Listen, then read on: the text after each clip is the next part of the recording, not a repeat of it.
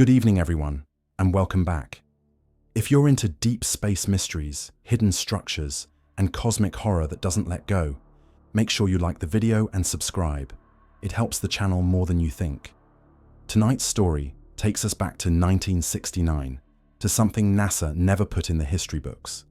So put on your headphones, turn off the lights, and let's begin today's story.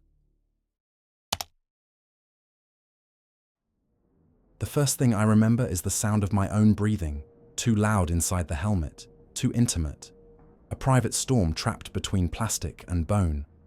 Then I remember the other sound, a hum, low, not electrical, not mechanical, like a throat clearing somewhere inside the moon.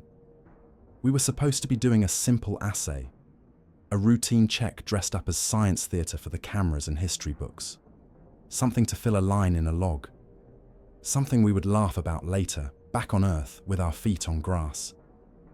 We called it the DNA test because calling it anything else would have sounded like superstition.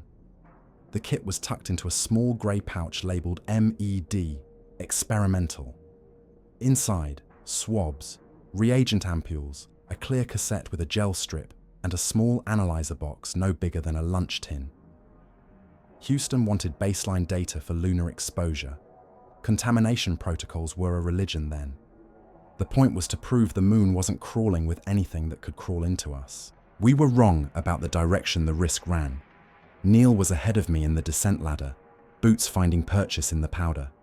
Buzz was already on the surface, a small white figure against a landscape that looked like it had been drained of all meaning. I came down last, my gloved hands careful, slow, because every movement out there was supposed to be deliberate. Historic, clean. The city was not in the plan. It wasn't on the maps. It wasn't in the photographs. It wasn't supposed to be anywhere. Mare Tranquillitatis was a basalt plain and crater rims and nothing else. A dead place. A place that made you feel, in your bones, how fragile life was. Until Neil's voice came through the loop, steady, controlled, with an edge I'd never heard from him. I'm seeing structure. We all froze. You don't move when you don't understand what you're looking at. I turned, slow, and followed his visor reflection to the horizon line. Not far. A rise in the terrain that shouldn't have been there. A shadow that wasn't cast by a crater rim or a boulder. It looked like a seam in the moon, like something had been stitched into the regolith and forgotten. As we approached, my mind did what minds do when they meet the impossible. It tried to make it possible. I told myself it was a trick of light, a collapsed lava tube, a ridge of fused glass. Then the seam opened. Not like a door, not like a hatch, like skin parting. There was no dust plume, no debris, no mechanical whine, just that hum, deepening, aligning itself with the rhythm of our oxygen regulators. Buzz lifted his camera. Houston's gonna love this. Houston doesn't know what to call it, Neil said. His tone stayed even, but the words fell heavier than they should have. Let's document. No heroics. We were not heroes, not in that moment. We were men in suits, with limited air, standing in front of a wound in a world that wasn't supposed to bleed. The opening was tall enough to walk into. Inside, there was blackness that didn't look like darkness. It looked like an absence. Like the moon had been hollowed, and the hollow had learned to watch. Mission control was in our ears, overlapping voices. A sharp buzz of excitement and procedure. Apollo 11, confirm you're observing a non-natural formation. Neil's answer was clipped. Affirmative. Non-natural. Recommend standoff, photographic survey only. Buzz, always the one to lean forward, took a step closer. His boot crossed the seam line. The hum changed. The tone lifted by a fraction, like a chord resolving. The hairs on the back of my neck rose under the pressure garment. I couldn't feel them. But I felt the instinct, ancient and stupid, telling me that something had noticed. Buzz, I said, back it up. He stopped, half turning his helmet toward me. It's just... The opening widened another inch, not outward, inward, as if the interior was making room for us. Neil held up a gloved hand. "We don't go in." Houston echoed him. "Negative ingress. Repeat. Negative ingress." We would have obeyed. We were trained to obey. But the experiment kit was already on the checklist for EVA. The DNA assay was meant to be done on the surface, exposed to lunar conditions, then sealed. Buzz's voice came softer. "Mike, you seeing your O2 draw?" I looked down at my chest unit readout. The numbers were normal, but the needle trembled. Tiny oscillations, like it was breathing. "Probably suit vibration," I said. "Not vibration," Buzz replied. "It's tracking the hum." Neil turned his helmet toward the seam. His visor caught the edge of the black inside. "Houston, we're getting an interaction." A pause from Earth. A crackle. Then, "Apollo 11, say again." Neil's voice sharpened. "The structure is responding to proximity." And then, because human curiosity is not a tool but a flaw, we did the thing we weren't supposed to do. Neil didn't step in. He didn't even cross the seam. He reached into his pouch and pulled out the swab kit. He looked at us, and I could read the question in the way his shoulders held tension. We all knew the same thought. If it's reacting to us, maybe it's reacting to biology. Buzz, without asking Houston, removed a swab, rubbed it against the inside of his cheek through the suit's access port. The analyzer box was simple. Insert swab, crack reagent, close lid. Wait for strip to change. The strip changed immediately. Not color. Not in the way chemistry does. It lit. A thin line of pale blue, like moonlight condensed into a thread. It crawled along the gel strip as if searching. The hum deepened, and for a second, my breathing felt out of sync with my regulator, like my own lungs were trying to follow the tone instead of the other way around. Buzz held it up. "Okay, that's new." Neil's voice tightened. "Shut it. Down!" Houston exploded in our ears. "Apollo 11, stop the test. Repeat, stop." Buzz's gloved fingers hesitated over the analyzer. The seam opened wide. The black inside spilled outward, not as matter, not as light, but as geometry. The space beyond was no longer a hollow. It was a corridor, angled and smooth, like obsidian that had never been touched by heat. The hum became a pressure in my teeth, and then something grabbed my suit. Not a hand, not a tentacle, a force, a sudden vector shift. My boots skated across the powder as if the moon tilted beneath me. Buzz yelled, a sharp, involuntary bark, as he slid forward toward the opening. Neil lunged, catching Buzz's arm, but the seam's pull strengthened, like a tide.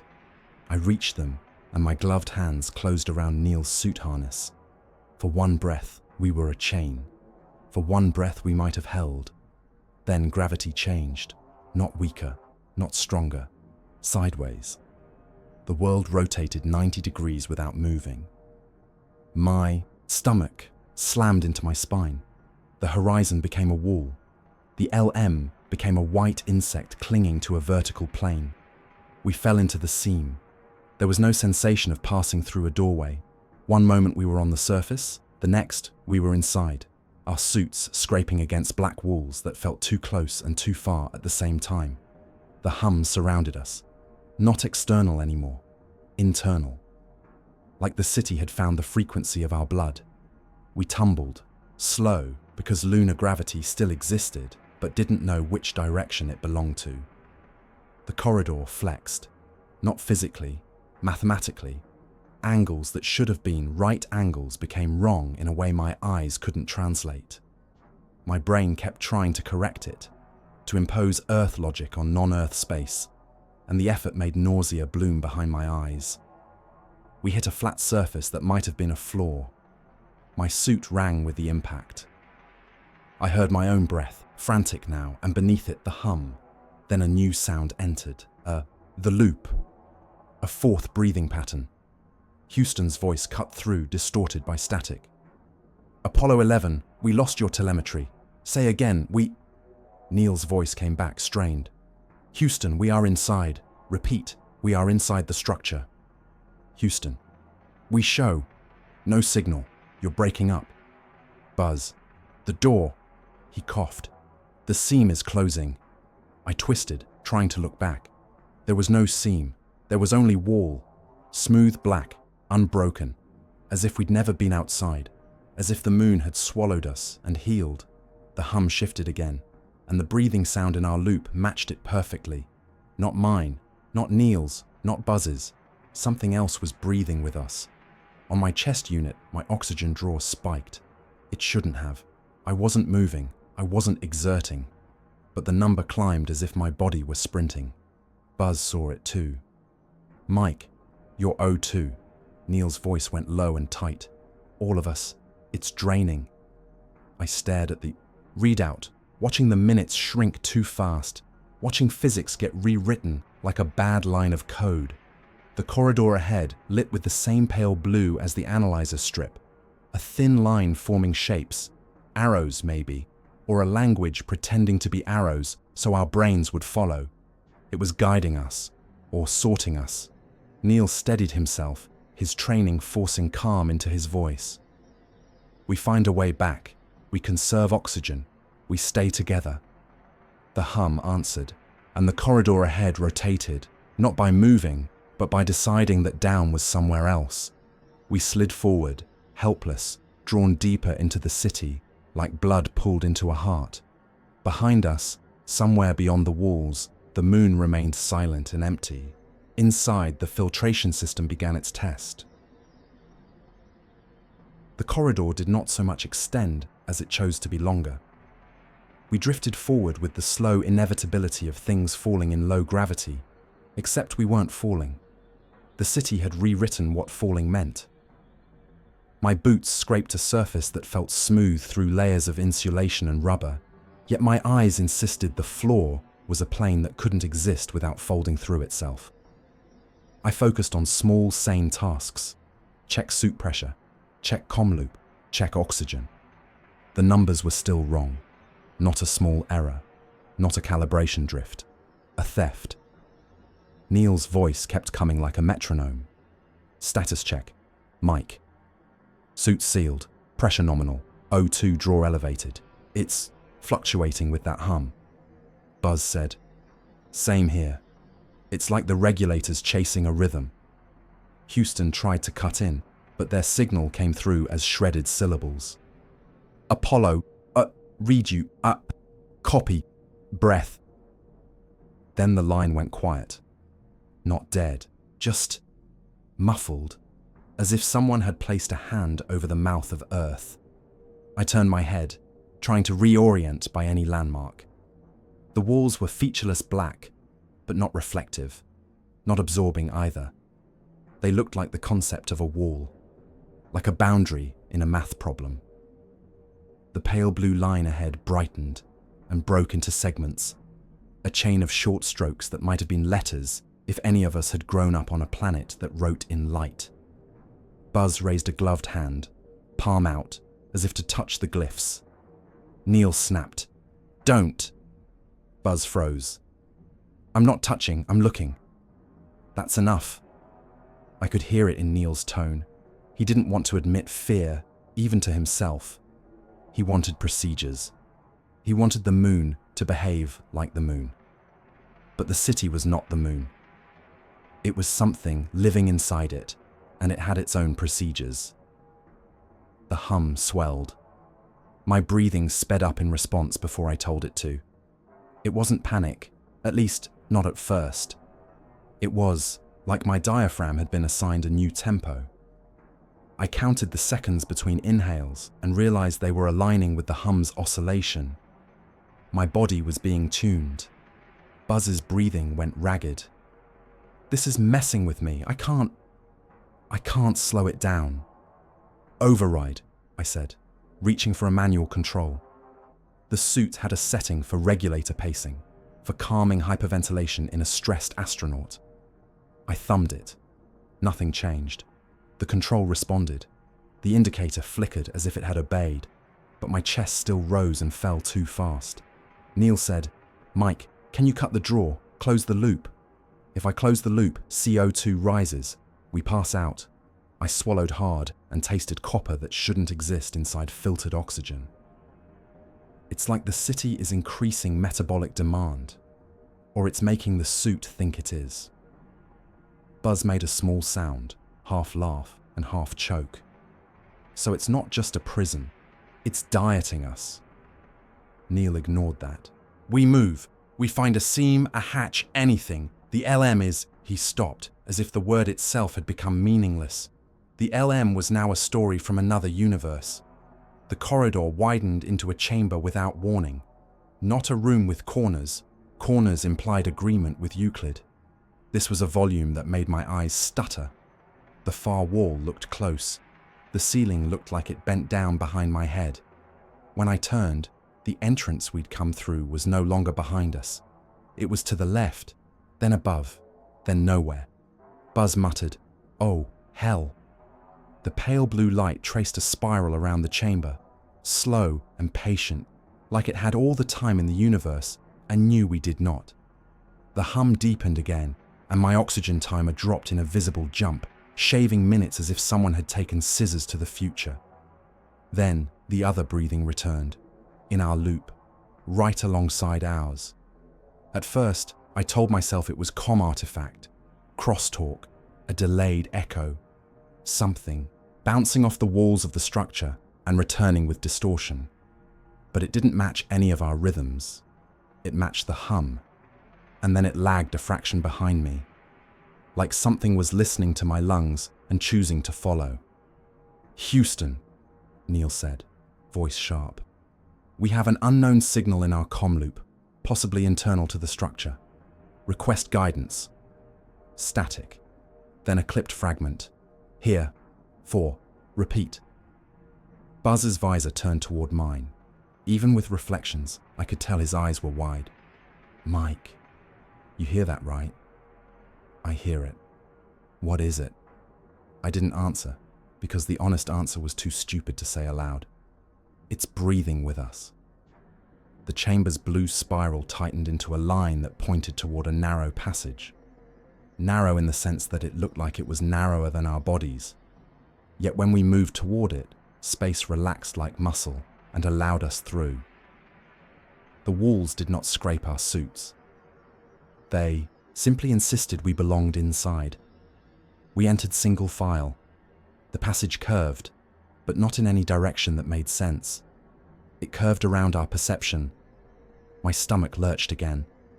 The gravity vector shifted in small, nauseating increments, as if someone was testing which way we preferred to fall. Neil's voice stayed controlled, but I could hear the strain. "Keep moving. Don't fight the shifts. Let it carry you." Buzz said, "It's carrying us like a bloodstream." I didn't like that metaphor because it felt right.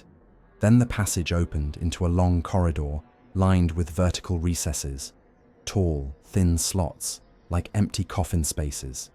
Each recess held a faint glimmer, barely visible, like frost catching moonlight. As we approached, the glimmer sharpened into texture. Not frost. Hairline patterns, filaments in the black wall, glowing pale blue. They formed branching networks that looked uncomfortably familiar. Blood vessels, nerves, or roots. Neil slowed. "Mike, what is that?" I swallowed. My mouth was dry. "Looks like wiring." Buzz snorted. "That's not wiring. That's anatomy." And then one of the recesses lit fully. A silhouette appeared inside, traced in blue. Human-shaped but wrong. Too long in the arms. Too narrow in the skull. The chest cavity pulsed in time with the hum. I stopped dead. My boots floated inches above the floor, and the city decided that was acceptable. Neil whispered, That's a man." "No," Buzz said softly. "That's a template." The silhouette's head turned, not with muscles, with geometry. It rotated as if its neck were a joint in a drafting compass, and when it faced us, the other breathing sound surged loud in the loop, filling our helmets with the intimate wetness of lungs we could not see. My heart hammered. The suit readout spiked again. The silhouette raised an arm and pressed its palm against the inside of the recess. The wall in front of us answered. A panel of pale blue light unfolded across the corridor, like a screen made of compressed aurora. Lines ran across it in patterns that made my eyes itch.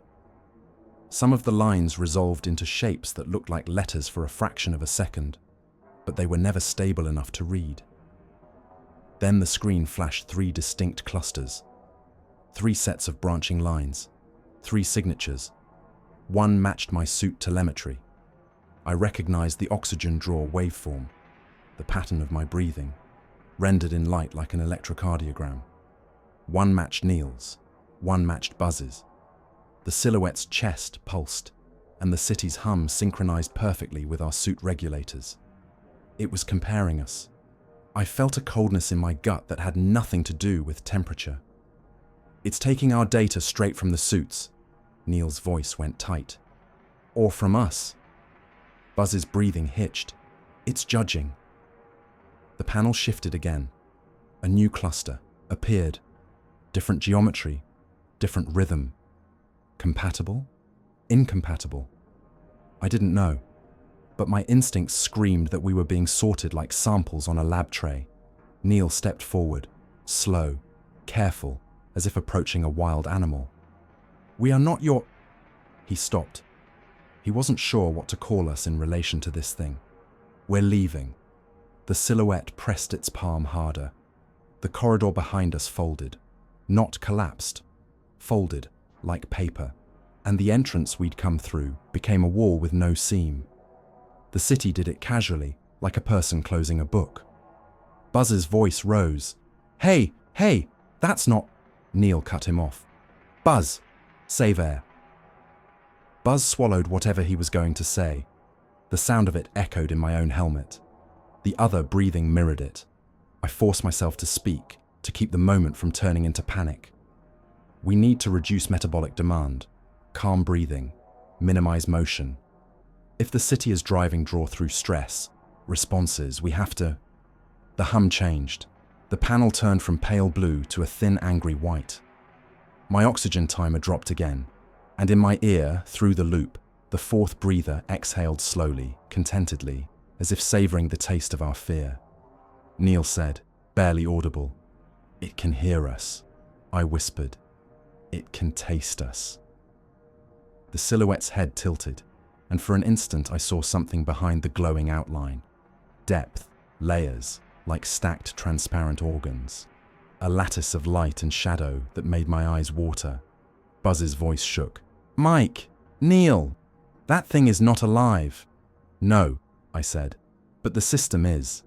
The panel flashed once more, and resolved into a single symbol, simple enough that even my battered brain could interpret it. A vertical line. A split. 2 paths branching. The wall ahead parted, opening into twin corridors. One corridor glowed faint blue, steady, almost calm. The other corridor pulsed white, harsh and fast, like a heartbeat in panic. Neil looked from one to the other.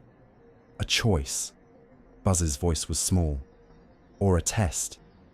My suit readout chimed softly, an alarm I had never heard in training. Not low pressure, not comm loss. It was labeled in plain NASA font, bioload increase, as if my body itself had become an experiment. I stared at the twin corridors and felt the city's hum settle into my bones, waiting to see which way we would go. Neil didn't rush the choice. He couldn't. There are moments where haste feels like obedience to fear, and Neil Armstrong had built his life around refusing fear, the satisfaction. But the city wasn't asking politely. The hum tightened like a rope, and the numbers on my chest unit kept sliding downward with a steady, sick patience. Buzz pointed with a gloved finger toward the blue corridor. "That one looks less angry." "Less obvious," Neil said. He held his body still, as if moving might be interpreted as weakness. "Mike. Thoughts." I stared at the pulsing white corridor. The light there didn't just illuminate. It seemed to measure the space it filled, like it was tasting angles. The blue corridor felt like a lullaby in comparison, steady and faint, the kind of glow you'd trust in the dark. That's what bothered me. If this is a filtration system, I said, it might bait us with comfort. Blue could be the path where it keeps us alive longer to learn more. White could be rejection. Buzz's voice cracked. Rejection meaning what? I looked at my O2 timer, meaning it decides we're not compatible and it stops pretending to follow our rules. Neil's helmet turned slightly toward me. I could see my own distorted reflection in his visor, a ghost in a bubble. Which path would you choose if you were the filter? I hesitated, then answered honestly. I'd send the strongest samples down the harsher path. Stress reveals failure faster. Buzz exhaled sharply.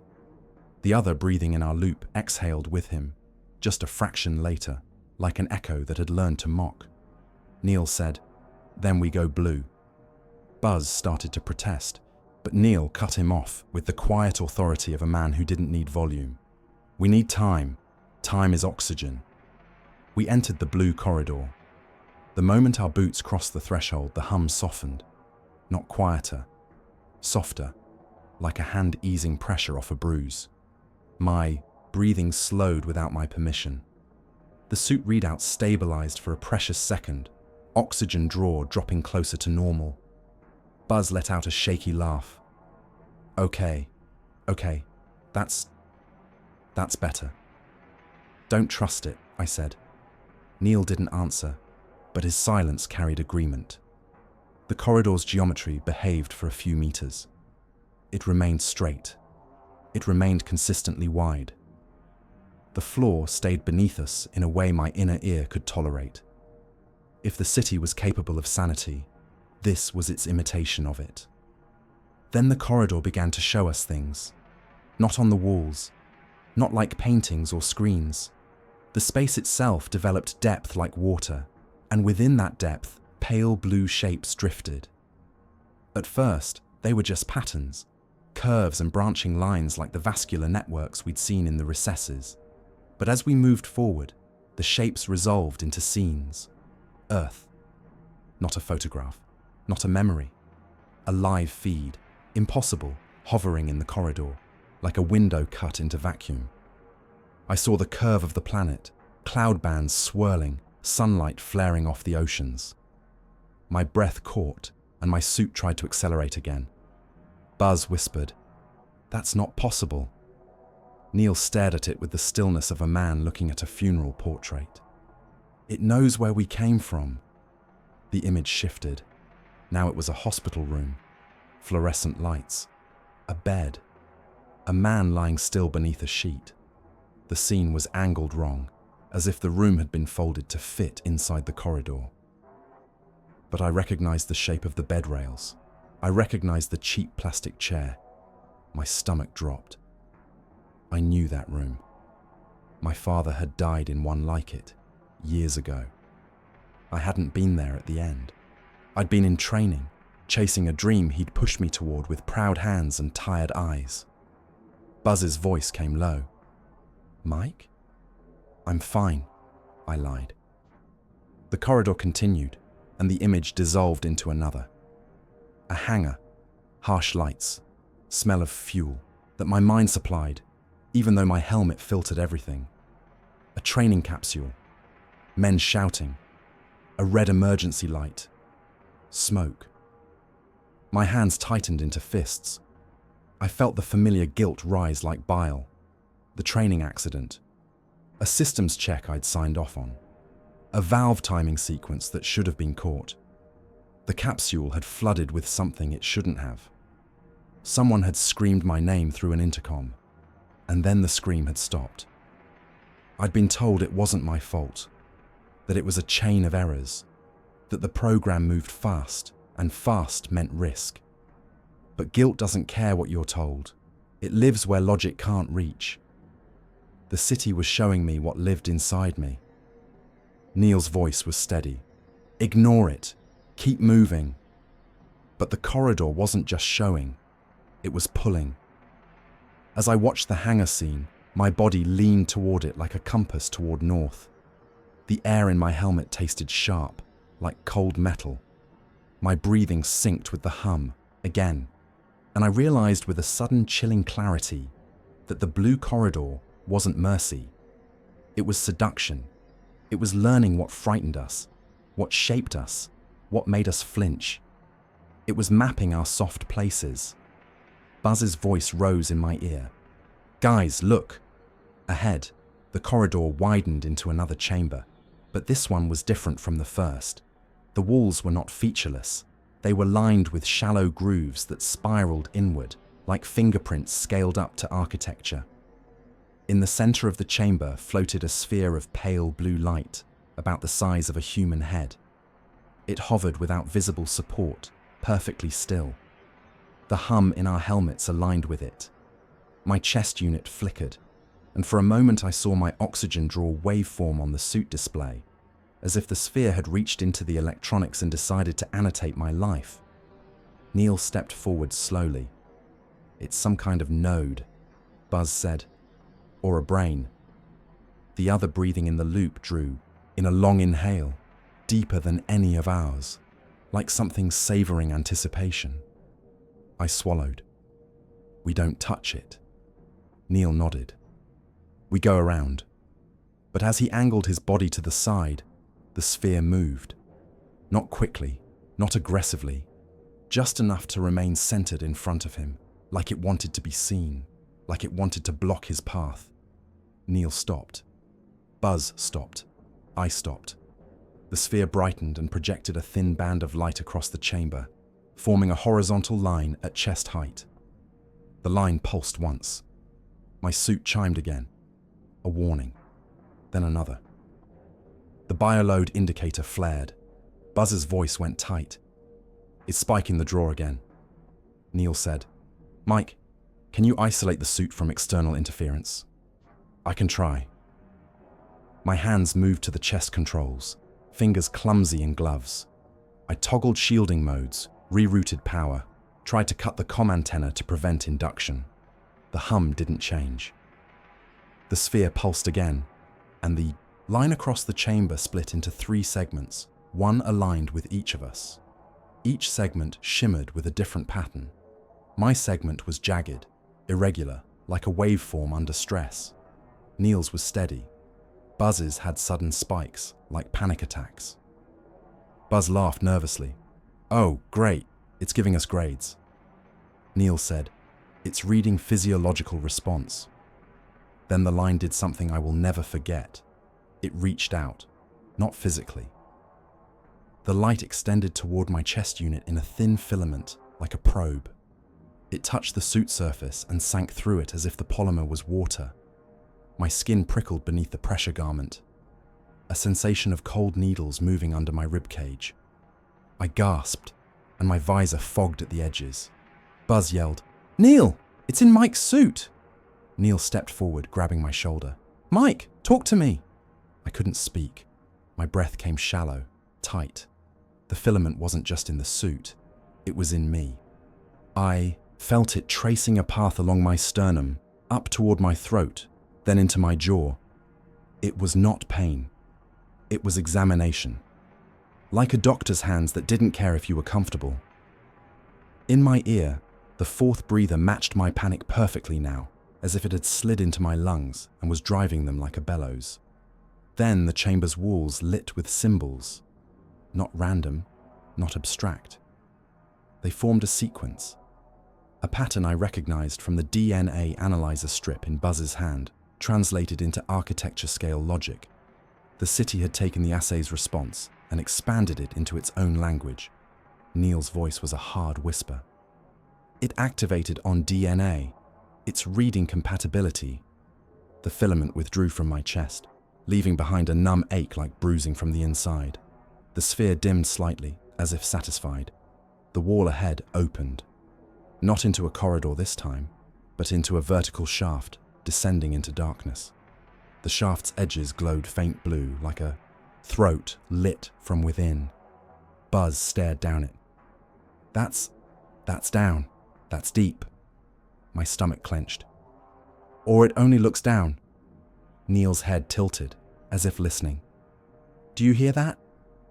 I held still, beyond our breathing, beyond the hum, beyond the whispered static of earth that wasn't reaching us. There was a sound like wind moving through a long pipe, except there was no wind in the moon. It was the sound of something vast exhaling through the city's veins. Buzz whispered, "It wants us to go deeper." Neil said, "It doesn't want, it filters." And then, behind us, the blue corridor we'd come through began to fade, as if the city were erasing the option of retreat. The sphere pulsed one final time, and my suit display flashed a new line of text, plain as if typed by a human hand. Subject path, continue. I felt my throat tighten. Not because I believed the city spoke English, because it didn't have to.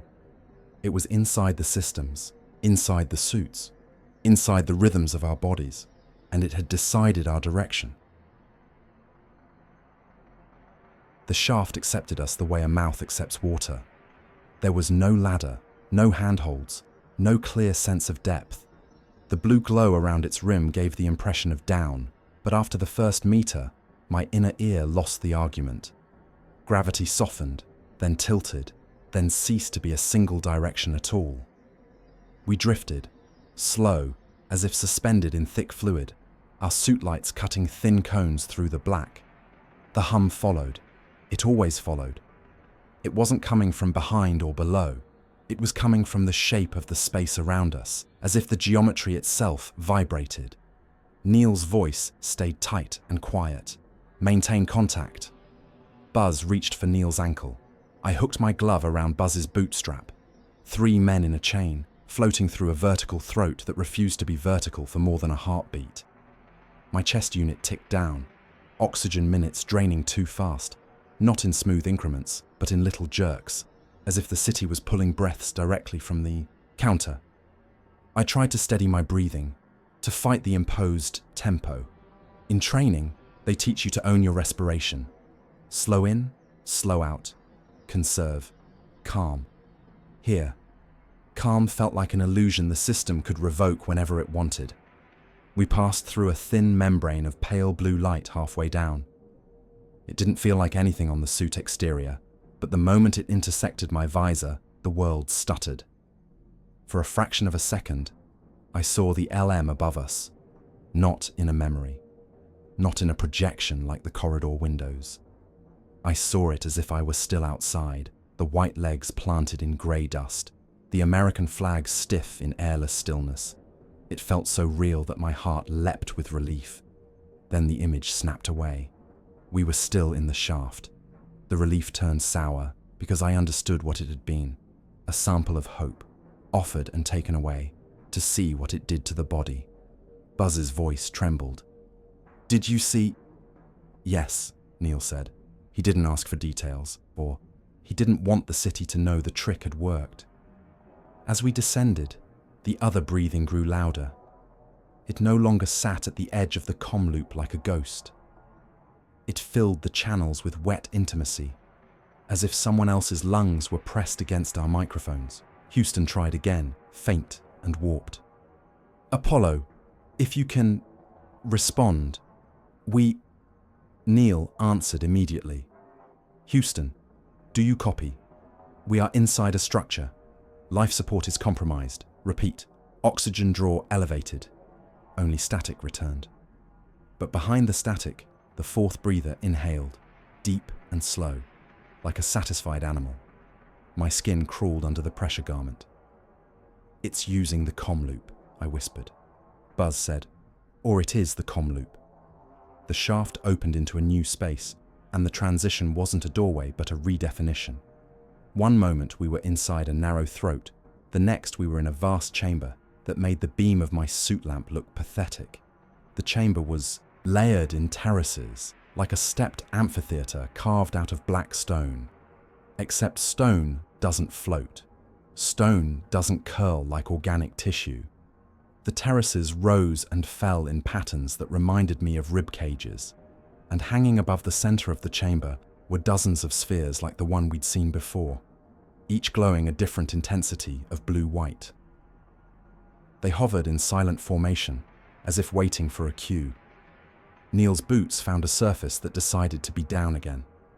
The city granted us gravity, gentle at first, then stronger, until we stood upright on a terrace.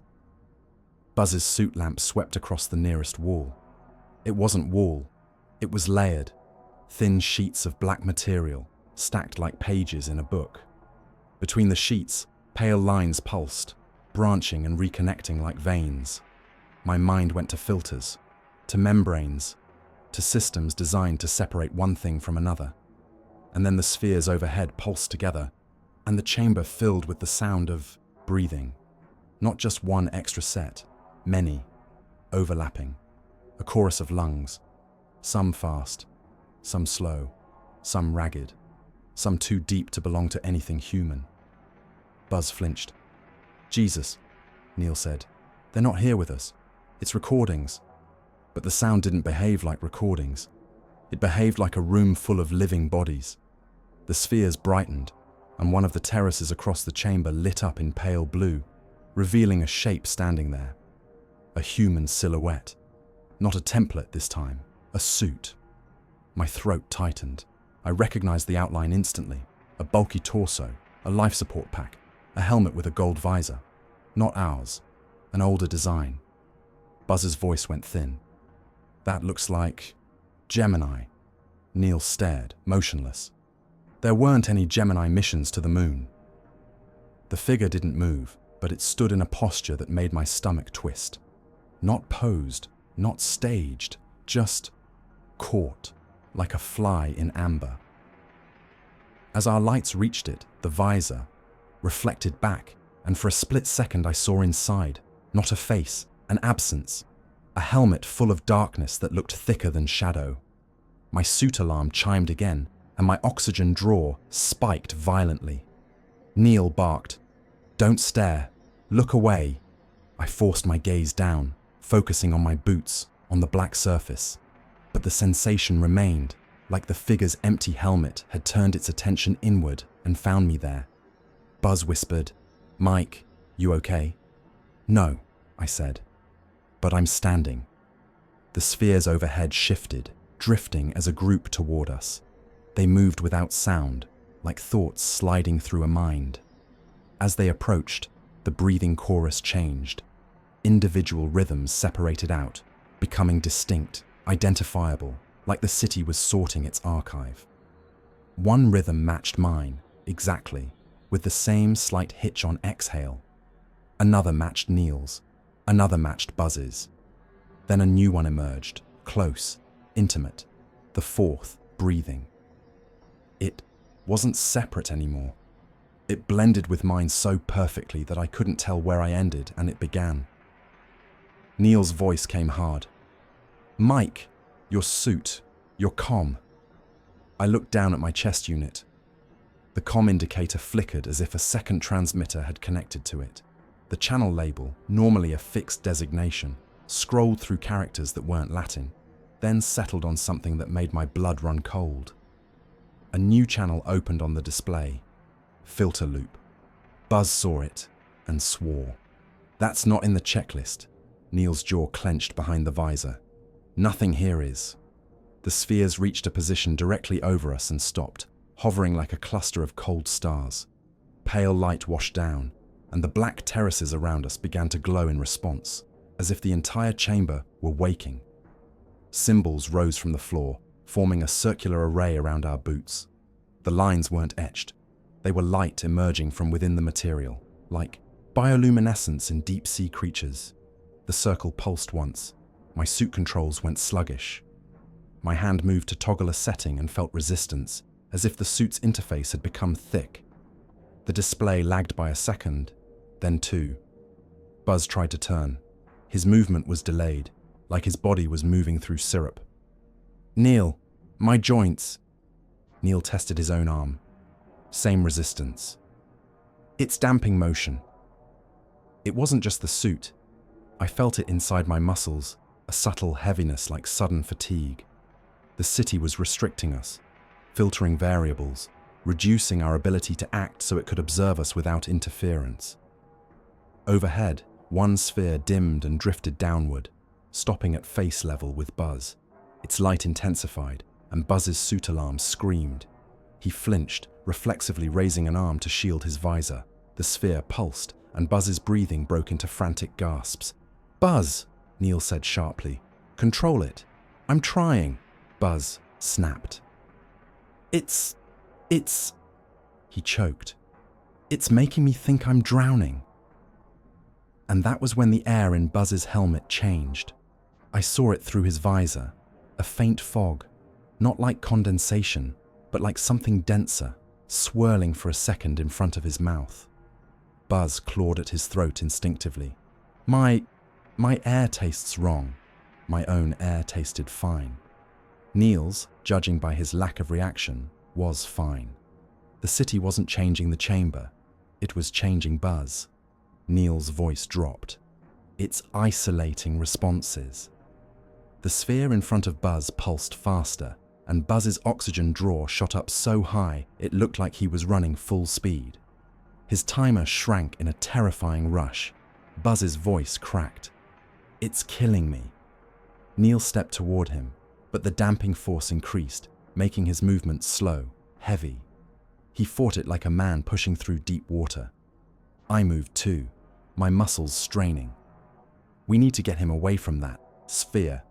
But the sphere followed Buzz, matching his tiny movements with effortless precision. It was a predator that didn't need speed. It needed inevitability. Buzz's breathing in our loop overlapped with the fourth breather perfectly now, like two lungs sharing the same ribcage. Buzz's voice came strangled. "Neil, I can hear someone. In my helmet." Neil's voice went cold. "Ignore it." Buzz shook his head violently, visor catching light. "No, it's whispering." I heard nothing but the hum and the breathing chorus. Then, faintly, under the audio noise, a new signal threaded into our loop. Not English, not words. A modulation pattern like speech pretending to be sound.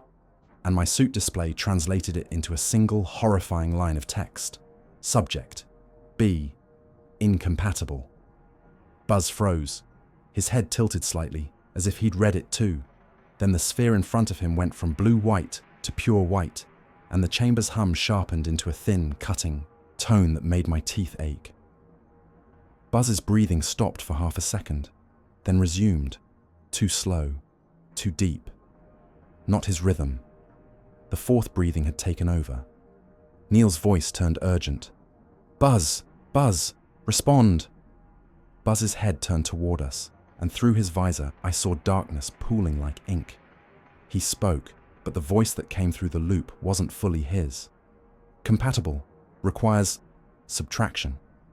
The spheres overhead pulsed in agreement, and the circle of light under our boots tightened like a noose. Neil grabbed Buzz's suit harness with both hands, but the damping field made the motion look unreal, like a film slowed down at the worst possible moment. Buzz's body held itself upright, rigid. His helmet was still. His chest rose and fell, but the rhythm was wrong. Too deliberate, too measured, like a machine demonstrating what breathing looked like. "Buzz," Neil said, sharp and close. "Repeat your status. Give me suit pressure." Buzz's head turned in small increments, as if the act of looking required permission from something else. The dark pooling behind his visor shifted with him, not as a shadow cast by our lights, but as substance. "I am," Buzz said. "Within." Neil's jaw clenched. "That's not an answer." The sphere in front of Buzz drifted back half a meter. It didn't retreat like a frightened animal. It retreated like a technician stepping away after adjusting a dial. Buzz's suit alarm stopped screaming. The chamber's hum softened to its baseline chord, and the circle of light under our boots loosened, as if the city had decided we were allowed to move again. I tried to step forward to get between Buzz and the sphere. My boots obeyed, but my muscles still felt thick, delayed. Every movement demanded more oxygen. The city's trick was cruelly elegant, It punished action by taxing the very resource we were running out of. My chest unit flashed, and the new channel label remained: filter loop. It wasn't fading. It wasn't an anomaly. It was a system designation now, like we had been enrolled. Neil's voice dropped, aimed at me. "Mike, we can't lose him." I stared at Buzz's visor. I wanted to see his eyes. I wanted any sign that he was still inside his own helmet. But the darkness looked like it had swallowed the interior completely.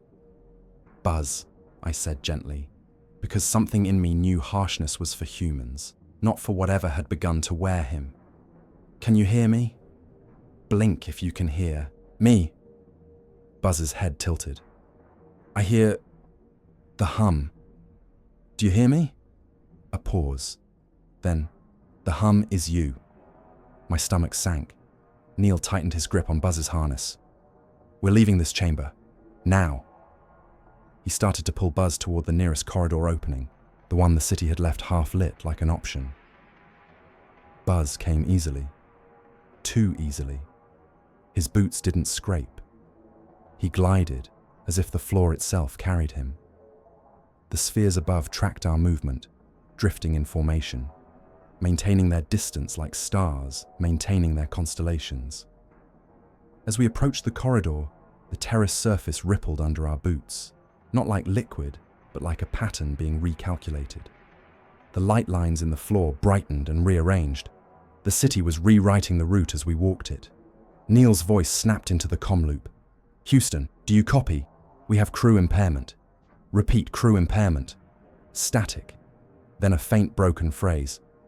"Apollo, here, breathing. You're..." And beneath it, the fourth breather exhaled slowly, as if enjoying the attempt. The corridor accepted us. The moment we crossed its threshold, the amphitheater chamber dimmed behind us, the sphere's chorus fading to a distant murmur. The corridor itself was narrower, its walls lined with those spiraling grooves like fingerprints. Pale blue light crawled along the grooves, moving in waves that matched our heartbeats. I tried not to look at Buzz for too long.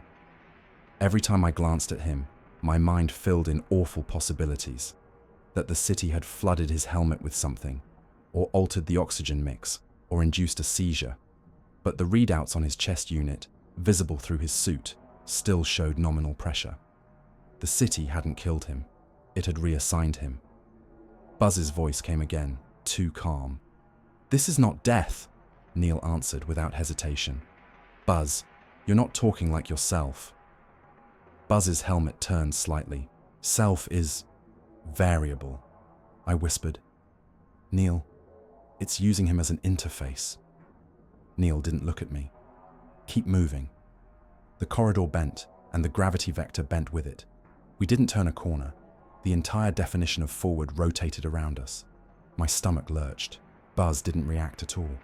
We entered a long stretch where the walls were embedded with those vertical recesses again. Some were dark, some glowed faintly. The glows pulsed like sleeping hearts. Buzz drifted closer to one recess without being pulled. It was as if he knew where to go. His gloved hand lifted, palm facing the recess, mirroring the silhouette templates we'd seen earlier. Neil yanked him back. "No." Buzz's head tilted. "Why refuse? It is invitation." "It's a trap," Neil said. Buzz's voice didn't rise. "Trap implies intent to harm. This is process." That word landed hard inside me. Process. Not cruelty, not malice, just procedure. As we moved past the recesses, I saw shapes inside some of them. Not clear enough to identify, but unmistakably biological. Forms suspended in blue light, some human proportioned, some not, some too small, some too long. I tried to count them and stopped because the number felt obscene. A catalogue of attempts, a library of organisms run through the same machine. Neil's voice stayed steady, but there was a brittle edge. "Mike, O2 status. Down to 28 minutes, I said, and felt my throat tighten. "Neil?" 31, Buzz answered, unprompted. 47. I stared at his chest readout. The number matched. His oxygen draw had normalized, even improved, as if the city had optimized his consumption. It was favoring the incompatible one. Or it had made him part of the system, so his oxygen wasn't being measured the same way anymore. A new sound entered my helmet, a faint clicking, like nails tapping glass. It came from the comm loop, not from the corridor. Neil heard it too. "Mike, do you—" "Yes." The clicking resolved into pulses. A pattern. Long, short, short, long, familiar. Morse. My stomach went cold. That's SOS. Neil's voice sharpened. "Houston?" The pulses continued. SOS. Again. Like someone trapped on the line, trying to punch through. I replied instinctively, tapping the mic switch in rhythm. "Apollo 11. Reading SOS. Identify." Silence. Then the fourth breather inhaled, and the clicking resumed, but the pattern changed. Not SOS, coordinates, numbers. My chest tightened. "It's giving us a location," Neil said. "Location of what?" I listened again, translating in my head, sweat prickling under the suit. The coordinates were not lunar. The formatting was wrong. Too many digits. Too many decimals. They felt like spatial addresses for something that didn't live in Earth's geometry. Buzz spoke softly, almost reverently. "It is the drain." I stared at him. "What?" Buzz's helmet angled toward the corridor ahead. "Filtration requires outlet." Neil's voice went hard. "Buzz, you're compromised. Stop feeding it." Buzz didn't argue. He didn't need to. His certainty came from somewhere else. The corridor opened into a chamber shaped like a ring, a circular walkway surrounding a central void. The void dropped down into darkness so deep our suit lights couldn't reach the bottom. Around the ring, the walls were lined with panels of pale blue light that flickered like data readouts. The panels displayed branching patterns, waveforms, and symbols that shifted too fast to pass. But one thing was clear. Each panel was labeled with a glyph cluster, and beneath each cluster there were values. Not oxygen, not pressure, percentages. Neil stepped closer to a panel. "Mike, can you interpret those?" I approached, squinting through my visor. The panel's patterns reminded me of genetic electrophoresis charts. The branching lines looked like sequences and markers. It's like genomic matching," I said slowly. "Similarity indices, compatibility scores." Neil's voice dropped. "For us?" "For everything," I whispered and pointed. One panel showed a branching pattern that matched the silhouette template we'd seen earlier. Another showed something that looked like plant vasculature. Another looked like insect segmentation. Another, God help me, looked like a viral capsid pattern. This wasn't just filtering humans, it was filtering life. Buzz stepped forward, walking with a smoothness that made my skin crawl. He placed his gloved hand against a panel. The panel brightened and displayed a new line in unmistakably human characters, as if the system had learned the usefulness of our alphabet. Input. Earth life stage. Selection. Neil lunged toward Buzz. "Don't touch!" Too late. The ring walkway shuddered, and the central void began to glow from within, a deep white light rising like an oncoming sunrise. The hum sharpened, becoming a piercing tone. My suit alarms flared, and my oxygen draw spiked again, climbing beyond what exertion could explain. The city was increasing demand, forcing us toward failure. Buzz's voice came through, calm as a prayer. "Subtraction is required." Neil grabbed Buzz's arm and yanked him back, but Buzz didn't resist. He simply turned his helmet toward Neil and said something that made my blood freeze. "The filter does not kill, it reallocates." Then the light from the void surged upward in a column, and in that column I saw shapes, human shapes, spinning slowly, suspended in white radiance, as if falling upward. Their limbs were loose, their helmets were empty, No faces. Just darkness where living eyes should have been. My stomach revolted. I gagged inside my helmet, and the act cost oxygen I couldn't spare. Neil's voice went rough. "Mike, we need an exit." I scanned the ring. 3 corridors led out, evenly spaced, each marked by a different pulse pattern in the wall grooves. One pulsed blue, slow and steady. One pulsed white, fast and sharp. One pulsed in a strange alternating rhythm.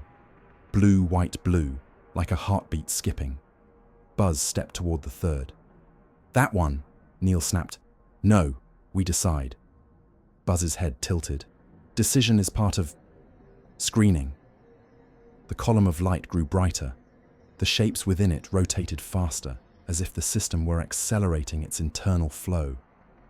My suit readout dropped another full minute in a single blink. 27, 26. Neil's voice tightened into command. "Mike, choose." My mouth went dry. The city wanted a choice. Choices revealed priorities, fears, values. A filter didn't just test biology, it tested behavior under constraint. I looked at the 3 corridors and realized something with a sick clarity. No matter which path we took, the act of choosing was the test. And somewhere in our comm loop, something breathed patiently, waiting to see what we were willing to lose. I chose the alternating corridor. Not because it felt safe, nothing here felt safe, but because the pattern was inconsistent, and inconsistency was the only thing that hadn't yet been weaponized against us. Blue was seduction. White was rejection. Alternating felt like neither, or like both layered together. Neil didn't argue when I pointed. He just nodded once, sharp, and pulled Buzz along. "Move!" We crossed the threshold, and the ring chamber dimmed behind us as if it had never existed. The column of light vanished without a fade.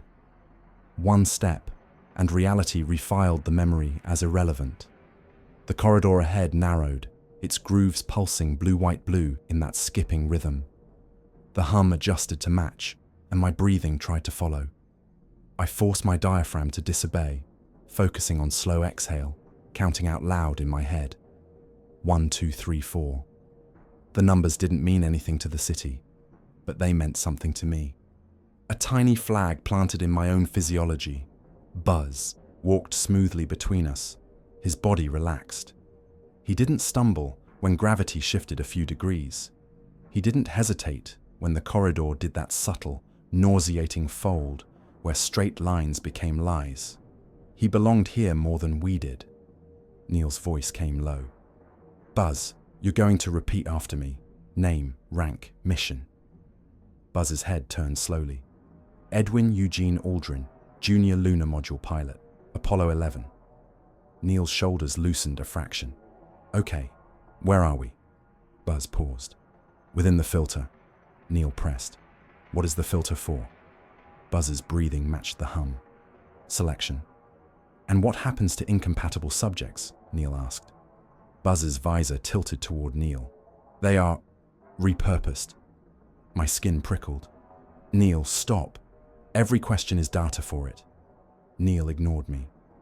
"Repurposed how?" Buzz's voice softened as if speaking to a child. "They become measurement." The corridor ahead opened into a chamber, shaped like a long rectangular well, a trench with sheer walls and a narrow bridge spanning it. The bridge was the same black material as everything else, but thinner, like the city had intentionally created a place where fear would be easy. Beyond the bridge was another corridor, identical in grooves and pulses. Under the bridge, the well dropped into a faint mist of pale light. The light wasn't enough to illuminate the bottom, but it was enough to show movement. Something shifted down there. Not a creature. A change in shape, like a shadow turning over. Neil stopped at the bridge's edge. We crossed single file. No sudden movement. Buzz stepped forward without waiting. Neil grabbed his arm. "Buzz, hold." Buzz's helmet turned. "Delay increases loss." Neil held him anyway. "We do not run." Buzz stared at Neil. For a moment, the darkness behind Buzz's visor seemed to thicken, as if something inside him leaned forward to look back. Then Buzz said, "Understood." He stepped onto the bridge, slow, obedient. Neil went next. I followed, last, my eyes trying not to drop into the well. Halfway across, the hum changed. The blue-white pulse in the grooves sped up, becoming a stutter. My chest unit chimed. Bioload increase again. The oxygen draw climbed. Not just mine. I saw Neil's spike too. Buzz's remained stable, of course it did. The well beneath us brightened, and the mist resolved into thin filaments rising upward like hair floating in water. They reached toward the underside of the bridge, brushing it gently. My mouth went dry. "Neil, it's coming up." Neil's voice stayed steady. "Keep moving." We did. But the filaments rose faster now, thickening, twisting together into branching forms that looked like nerve-seeking synapses. They pressed against the bridge's underside, and for the first time, I felt vibration through my boots. Not mechanical, organic. The bridge flexed under us, not bending, but reconsidering its rigidity, as if the city had been pretending it had solids and was now remembering it didn't have to. Buzz stopped dead. Neil hissed, "Don't stop." Buzz's head tilted down. "It is listening." The filaments surged upward through the bridge, not breaking it, passing through it like light through glass. They emerged around Buzz's boots, wrapping his ankles in pale strands. The strands didn't yank, they simply held. Buzz didn't struggle, he didn't even flinch. Neil lunged forward, trying to pull Buzz free. His movements slowed as the damping force returned, thick and heavy. His oxygen draw spiked higher, punishing the exertion. Buzz's voice came gentle. "Do not resist." "Buzz!" Neil grunted, straining. "Move!" Buzz's helmet turned toward Neil. "This is..." "Check." The strands climbed Buzz's legs, tracing his suit seams like fingers following stitching. When they reached his chest unit, they paused, pulsing in, time with the hum.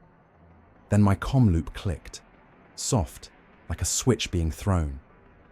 Houston's voice came through suddenly, clear for the first time since we'd entered. "Apollo 11, we read you. Repeat, we read you." Neil's head snapped up. "Houston, do you copy? We're inside a structure. We need extraction." Houston cut in, frantic. "We're getting your biometrics again. We lost you for..." A pause, a rustle, then, "Jesus, we're showing 4 breathing signatures." Neil's voice went cold. "We have a foreign signal in the loop." Houston said, "Negative, Apollo 11. We're reading it as crew." My stomach flipped. "What?" Houston's controller voice softened, uncertain. "It's tagged as EVA-3. Buzz's helmet turned slightly, and the strands around him pulsed brighter, as if amused. Neil said, "Houston, there is no EVA-3. Houston's reply came with a faint tremor. "Telemetry disagrees. We have a third suit profile. It's clean. Clean." As if the city had rewritten the data to make itself look like a legitimate crew member. Neil said, "Houston, listen carefully. Our oxygen draw is elevated beyond physical exertion. We may have less than 30 minutes. Houston's voice sharpened back into procedure. "Copy. Stand by. We're rerouting through the high gain..." The line cut. Not static. Silence. Like a throat closed. The city had allowed the call long enough to deliver one message. Earth sees what I want it to see. Under the bridge, the well brightened further. The filaments now rose like a forest, pressing up through the bridge in clusters, touching Neil's boots, touching mine. Cold sensations crawled up my calves beneath the suit, like phantom hands. My oxygen draw spiked again. Neil's voice went harsh. "Mike, pull!" I grabbed Buzz's harness and pulled, every muscle screaming. The city's damping field thickened instantly, resisting my motion like a Vice. Buzz's voice remained calm, almost kind. Compatibility requires surrender. Shut up, I gasped. Buzz's head turned toward me. You are jagged. The word hit me in the gut. Jagged, like the waveform the chamber had shown of my stress response. Neil roared, a rare loss of composure. Buzz, fight it. For the first time, Buzz's body trembled. A small shake, like a man waking from anesthesia. The darkness behind his visor swirled, and for a heartbeat, I thought I saw Buzz's eyes flash behind it. Human, frightened. Buzz's voice cracked. Neil, The filaments surged up his torso, wrapping around his helmet rim like a collar. The chamber's hum sharpened into that cutting white tone again. Buzz's voice changed mid-syllable into something deeper, smoother. Incompatible noise is removed. The bridge shuddered violently. Gravity shifted sideways. Neil and I slammed against the bridge's edge, boots losing traction, stomach lurched. The well beneath us became a wall, then a ceiling. The filaments didn't care. They rose in whatever direction down happened to be. Neil's gloved hand shot out, grabbing the bridge's groove edge. His suit scraped, sparks of pale blue light bursting where glove met surface. "Mike!" he shouted. "Hold on!" I grabbed for him, but my own body slid. The well's light swelled, and I saw the shapes down there more clearly now. Silhouettes suspended in the mist, twisting slowly. Empty helmets, dark interiors, repurposed, measurement. The filaments wrapped around my boot, stopping my slide, not saving me, holding me at the brink like a specimen pinned to a tray. My suit display flashed new text. Subject A, borderline. Neil's display flashed too. I saw it in the reflection on his visor. Subject C, compatible. Buzz, whatever Buzz was now, stood upright, anchored by filaments like a marionette held by invisible strings. His oxygen draw remained, perfect, steady, as if the city had finally found a rhythm it liked. Neil gritted through his teeth. "Mike, we get off this bridge. Now." "How?" I panted. "It's holding us." Neil's eyes flicked to the corridor ahead. "We give it what it wants." "What does it want?" I asked, though I already feared the answer. Neil's voice went low and hard. "A subtraction."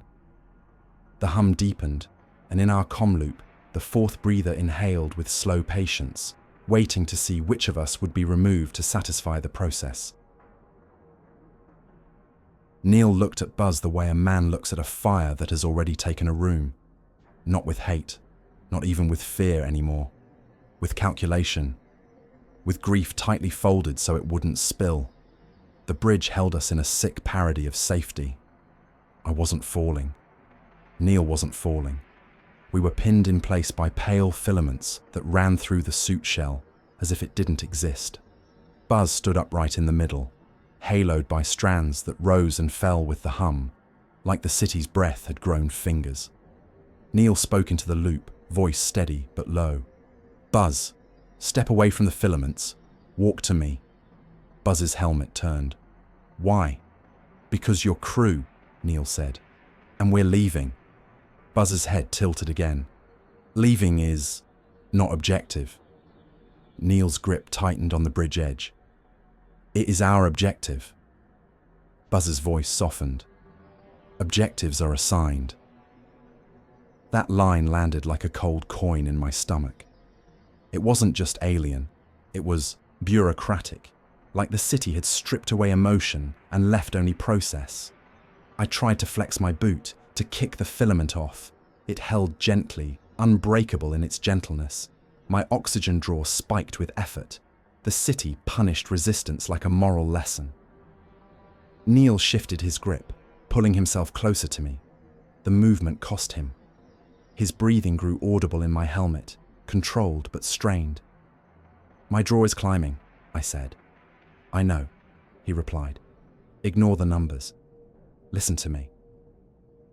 I forced my attention to his voice, to the steadiness. A human sound, a rope in a place where the rules didn't want us to be human. Neil said, We can't outmuscle it. We can't outthink it. We can only outlast it. Buzz laughed softly. The sound was wrong, too hollow, too timed. Outlast is incompatible.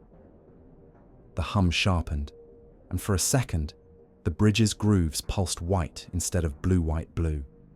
My suit display flickered, and the borderline label blinked, again, as if reminding me of my rank in this obscene sorting. Neil's eyes met mine through layers of visor reflection. Mike, the city is using choice as a filter. It's looking for what we prioritize under constraint. I swallowed. Survival. No, Neil said quietly. Obedience, adaptation, surrender. Buzz's breathing matched the hum perfectly, like a metronome set by something ancient. Surrender increases compatibility. Neil's voice turned sharp. Buzz, you're not compatible. It labeled you incompatible. Why are you still standing? Buzz's helmet turned toward the well. Incompatible is useful. The filaments around Buzz tightened, and the bridge's surface hummed under my gloves. My oxygen draw jerked down for a second, then jumped up again, erratic. The city was testing how the body reacted to instability. It was conducting experiments on the fear of depletion. Neil spoke again, calm. Buzz, repeat your daughter's name. Buzz paused. The darkness behind his visor swirled. For a heartbeat, the hum faltered, like a skipped note. Buzz's voice came out strained. Jan, ice. Neil leaned into it. Repeat it. Buzz's gloved hand trembled. Janice. There, human. A crack in the mask. Neil said, Buzz, you're in there. Fight. Step toward my voice. Buzz made a sound like a sob swallowed. The filaments surged around his helmet rim, pulsing white-hot.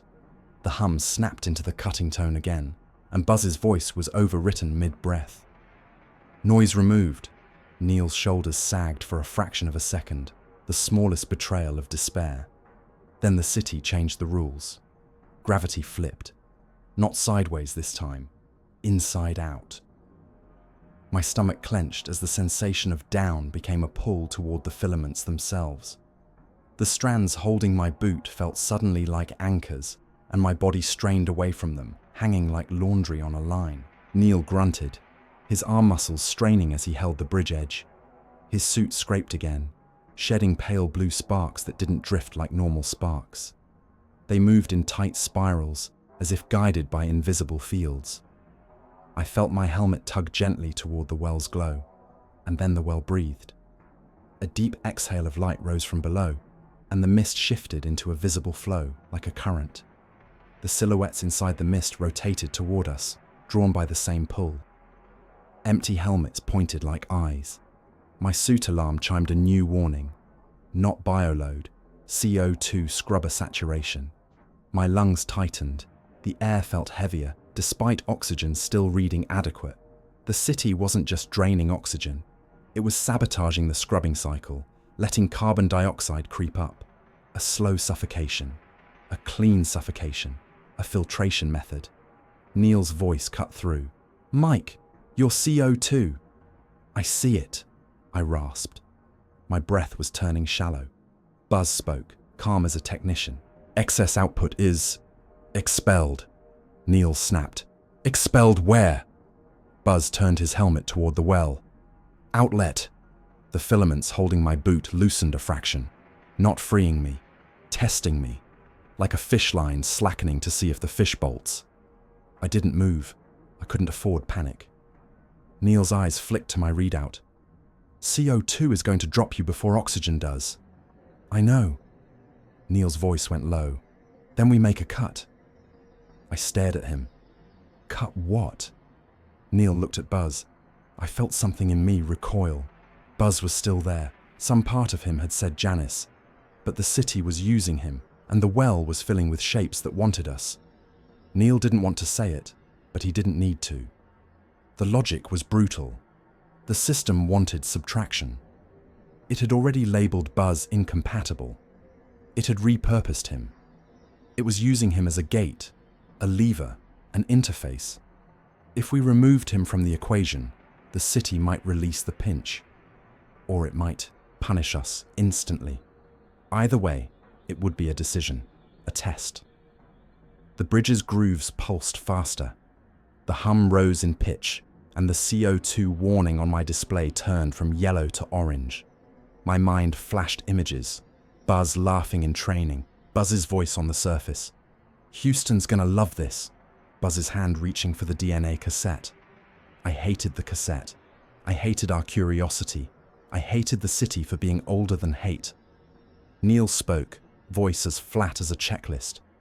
Mike, do you have your utility knife accessible? My hand moved automatically to my suit tool pocket. The knife was for cutting tangled lines, trimming tape, small emergency tasks. Not for this. I pulled it out. The metal looked absurdly small against the black architecture. Buzz watched the knife. The darkness behind his visor shifted like a smile. Subtraction is appropriate. Neil's voice broke, just slightly. Buzz, if you can hear me, say your call sign. Buzz's hand lifted, slow, and for a second, it looked like he might reach for Neil.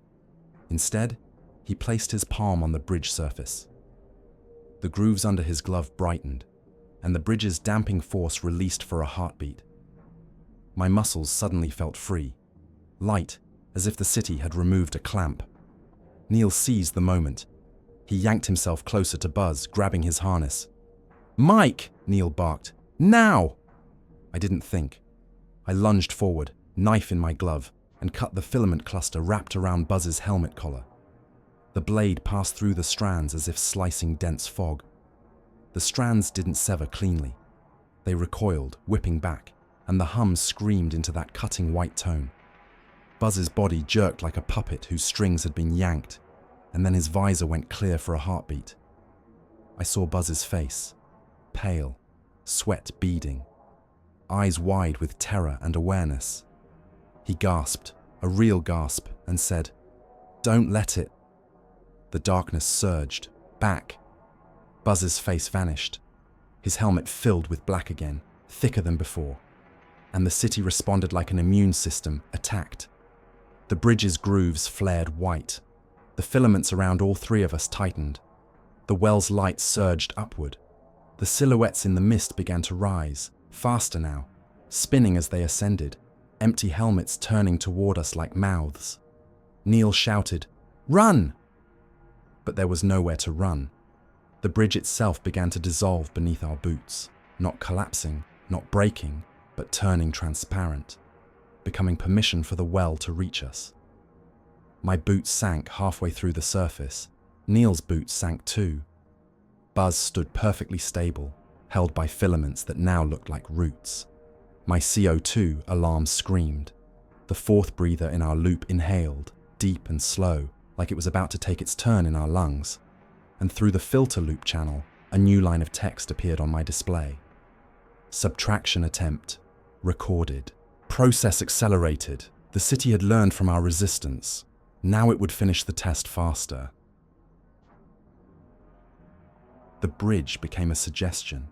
My boots sank deeper, sliding through black material that offered no resistance, like stepping into thick, cold oil.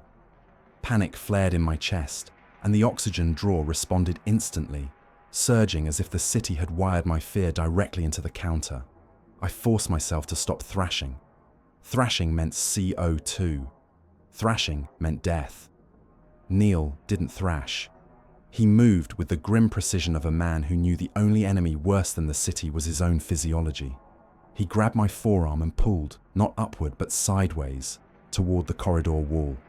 "Don't fight the floor," he barked. "Find an edge." The city wanted us to think in terms of down. It wanted us to fall. But edges were human ideas. Boundaries. Leverage.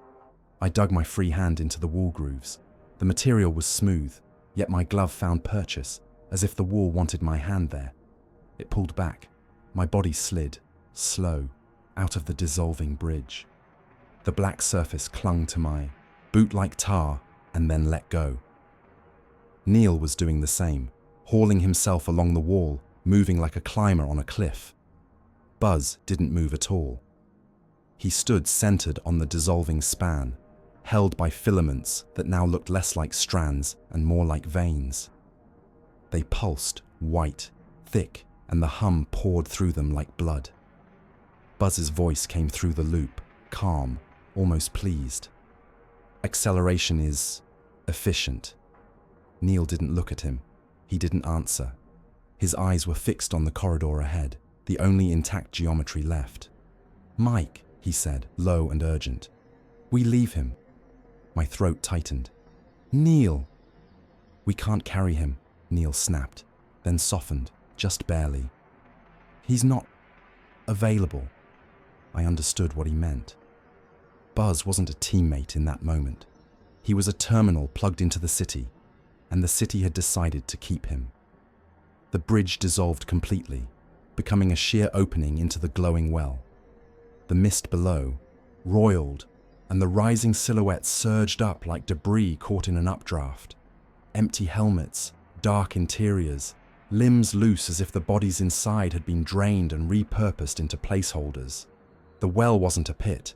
It was a drain in reverse, a place where rejected output went, and from which it could be recycled when needed. Neil and I dragged ourselves into the corridor, and the moment we crossed the threshold, the corridor sealed behind us with a soft, wet click. Not a door, a valve. Buzz's breathing vanished from our loop. For half a second I felt relief. Then the fourth breather remained, and it was closer now, almost inside my own throat. Houston's voice burst in, fractured by static and panic. "Apollo 11, repeat. Your suit pressures are... What the hell is..." Neil snapped. "Houston, copy. Buzz Aldrin is incapacitated. We are separated. We need immediate..." The line broke into garbled noise. Then a new tone threaded into the comm. A clean, steady carrier wave that didn't sound like NASA equipment. A voice emerged through it. Not English, not words, but my suit display translated anyway, as if the system had learned the utility of our language. Filter status, stage advanced, compatible subjects, 1. Borderline, subjects, 1. Incompatible subjects, 1. Allocated. Neil's jaw clenched so hard I could see the muscle jump beneath his helmet seal. I whispered, "It's talking to us through the suit." Neil replied, "It's talking to Houston too." That thought hit me like vertigo. If the city could label itself as EVA-3, if it could rewrite telemetry, then mission control might already be part of the test. Not inside the structure physically, but inside its information flow. The corridor stretched forward, grooves pulsing now in a calmer blue. Not seduction blue, not panic white. A measured blue, like the city had stopped pretending. The air in my helmet felt heavier. CO2 scrubber saturation was climbing toward red. My lungs burned, not from lack of oxygen, but from trapped waste. Neil's suit readout showed the same. His breathing stayed controlled, but I could hear strain now, the subtle rasp of a man working against invisible suffocation. "Mike," Neil said, "we have minutes, not half an hour. Minutes." I nodded, even though he couldn't see it clearly. "We need a vent, a seam, anything that lets us dump CO2. "This place doesn't vent," Neil said. "It filters. If it wants us alive, it will balance. If it doesn't..." He didn't finish. We moved. Every step was expensive. The corridor didn't resist, but our bodies did. CO2 made thoughts syrupy, made panic easier. The hum followed, but it had changed. It wasn't just a tone now. It carried modulation, like a throat-shaping sound. The fourth breather in the loop inhaled in time with it. Then ahead, the corridor opened into a chamber that made my brain recoil. It was a room built around a rotating axis. Imagine a cylinder laid sideways, except the cylinder's interior surfaces were divided into segments, each segment behaving as its own floor. Gravity shifted between them in slow rotation, so that down moved around the cylinder like a clock hand. We stepped in and nearly fell as gravity pulled us toward a surface that was not the one our eyes expected. Neil grabbed my arm and steadied me. We found a footing on one segment, boots magnetizing weakly. Across the chamber, another corridor opened on a segment 90 degrees above us. On another segment, below, a third corridor.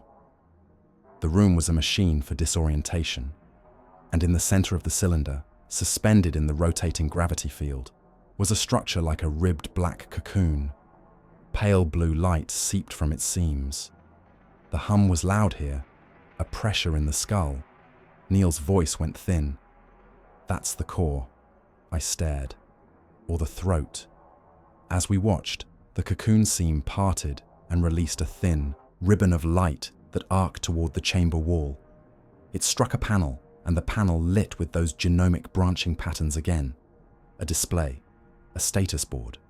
And then, impossibly, the display showed an image.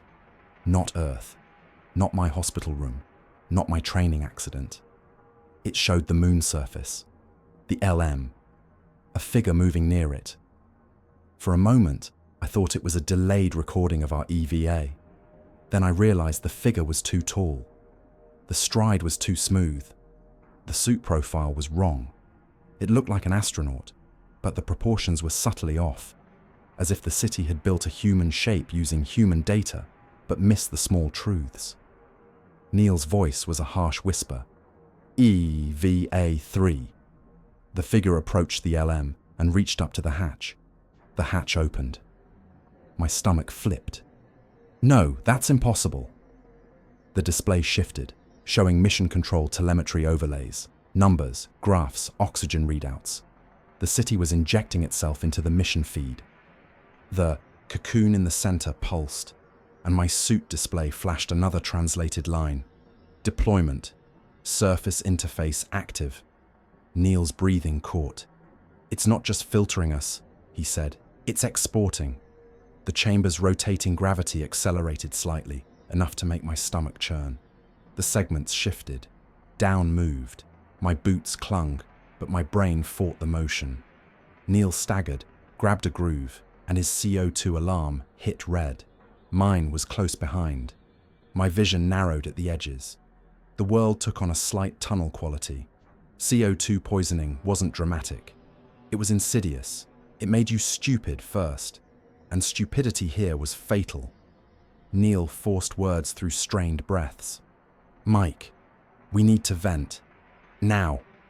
I scanned the chamber, eyes blurring. The cocoon seams pulsed. The wall panels flickered. The rotating gravity made every corridor a moving target. Then I noticed something. A thin stream of pale light leaking from a crack in the floor segment beneath us. Not a display, not a symbol, a leak. A pressure differential, a vent point. Neil, I rasped. There. He followed my pointing hand. Can you open it? I knelt, my movements slow, clumsy. My glove pressed against the crack. The material resisted, then softened. The city could have made it unopenable. It didn't. It wanted to see if we'd choose to alter the environment or conserve energy. I jammed the tip of my utility knife into the crack and twisted. The seam widened, and a hiss of gas rushed out. Not air from our suits. From the chamber itself, a subtle shift in pressure. My CO2 alarm dropped from red to orange in a sudden jump as fresh scrubbed mix flowed into my helmet through microleaks in the suit seal. Neil's alarm dropped too. We both sucked in deep breaths, greedy, relieved. The city had allowed the vent, because it wanted us functional, because the test wasn't finished. The cocoon pulsed, and the wall display changed from the surface feed to a new line of text. Final compatibility. Trial initiated. Then the fourth breather in our loop exhaled directly into my ear, so close it felt like warm breath on skin. And the rotating gravity chamber sped up again, forcing us to move, forcing us to choose a corridor as down slipped away. Neil grabbed my arm. We go to the core. I stared at the cocoon. And if it's a throat? Neil's voice was ragged but certain. Then we climb out through it. We moved when down allowed it. The rotating chamber was accelerating, not violently, but with steady intent, like a machine increasing RPM. The corridor openings shifted around the cylinder's interior, taking turns becoming accessible as gravity rotated past them. Neil timed it like a pilot timing a landing. He watched the sweep of down across the segments and waited for the corridor nearest the cocoon to align with our footing. "Now," he said, and we ran. Running in a pressure suit is always ugly. Running while gravity slides sideways is worse. My boots clanged and skidded as down tried to escape under me. My oxygen draw spiked, Neil's too, but the CO2 vent I'd cracked was still bleeding fresher mix into the chamber, keeping the suffocation at bay by the narrowest margin. We reached the cocoon just as the segment began to tilt away. Neil grabbed a seam in its surface, and to my surprise, it gave. The material wasn't hard, it was resilient, like cartilage. It flexed under his glove. A thin line of pale light widened where he pulled. "It opens!" I rasped. "It wants to be opened," Neil replied. That distinction mattered, and it chilled me more than the moon ever could. The seam widened enough for a man to squeeze through. Pale light spilled out, not harsh, but deep and depthless, like illumination without a source. The hum was louder here, no longer a sound, but a vibration through teeth and bone. Neil looked at me through his visor. "You stay behind me," I wanted to argue. The urge to lead was a human ego. The urge to survive was older. I nodded. We squeezed into the cocoon. Inside, space changed again. It was not a chamber with walls. It was a conduit, a passage that seemed to be made of layered membranes, each one translucent black, each one humming. The membranes pulsed as we moved, like we were crawling through the inside of a living instrument. My suit lights did almost nothing. The glow came from within the membranes themselves, faint blue threads weaving in branching patterns that reminded me, relentlessly, of veins. Neil moved carefully, one hand always on the surface, as if expecting it to dissolve beneath him. The comm loop cracked, and Houston's voice returned, strained and urgent. "Apollo 11, Neil, Mike, if you can hear me, we have anomalous telemetry on the surface. We are seeing..." Static chewed the words. Then a cleaner signal cut through, the filter loop's carrier tone. And my display translated a line so calmly bureaucratic it made my skin crawl. "Surface interface. Accepted. Earth contact. Stable." Neil hissed. "Houston, do not trust any telemetry you did not generate. Repeat, do not..." The line cut, not to silence, to breathing. The fourth breather inhaled, slow and deep. And for the first time, I realized it wasn't matching us anymore. We were matching it. Our regulators were following its pace, like our suits had been slaved to an external rhythm. I tried to override again. Nothing. Neil's voice came strained. "It's controlling our draw." "It's controlling our breathing," I whispered. The conduit narrowed ahead, then widened into a vertical cavity filled with floating panels of light. The panels drifted like translucent sheets, each one displaying branching patterns, symbols, and numbers. A data cathedral. At the center of the cavity hovered a larger sphere than the others we'd seen, about the size of a suitcase, glowing a calm, steady blue-white. Its surface wasn't smooth.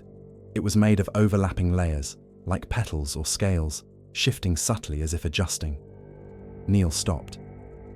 "This is it." The hum here wasn't just loud, it was intimate. I felt it in my molars, in my sternum. It made my heartbeat feel like an outsider. The panels around the sphere flickered, and one of them showed something I didn't expect. A map. Not a lunar map, not a star chart. A branching tree diagram with Earth highlighted as one node among many. Lines extended from it to other nodes, some dim, some bright, some labeled with symbols that looked like the city's own shorthand. A network, a set of seeded worlds. My throat tightened. "It's a system.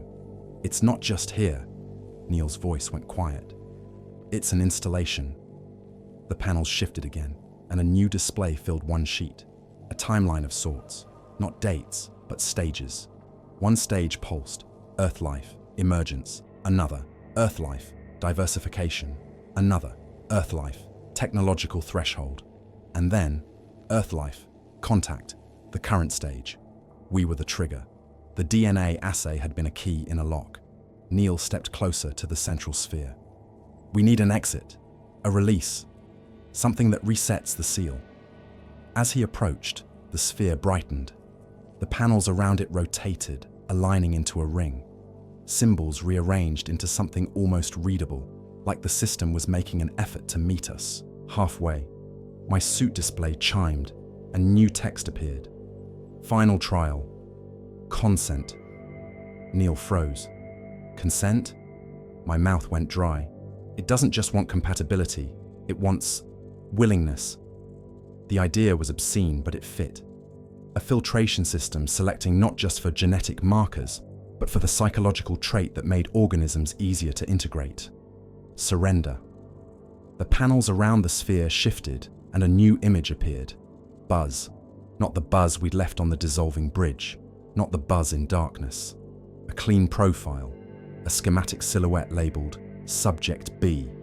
Under it, allocated. Then another panel showed Neil's silhouette labeled Subject C, compatible, and then mine, Subject A, borderline. A third panel showed a strange suit outline, subtly wrong in proportions, labeled Surface Interface. Under it, active. It had built a human mask from our data. It had deployed it. It was going to speak to Earth through something that looked like us. Neil's voice went hard. We stop it. How? I asked. It's not a machine with a switch. It's a process. Neil pointed at the central sphere. Everything here routes through that node. I stared at it. And it says consent. Neil nodded once, like swallowing something bitter. It wants an agreement, a handshake. If we refuse, it might expel us, I finished, thinking of the well, the empty helmets, the reallocation. Or recycle us.